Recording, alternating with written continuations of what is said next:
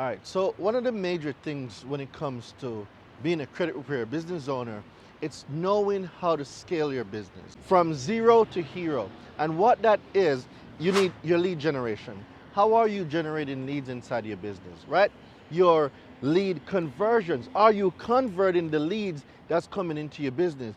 Do you have an Ascension ladder where you're bringing the clients from maybe a free or $99 product or $47 product up into different offers? Like, how do you have the same client pay you 1, 2, 3, 4, 5, 6, 7 times, right? And do you have a continuity program?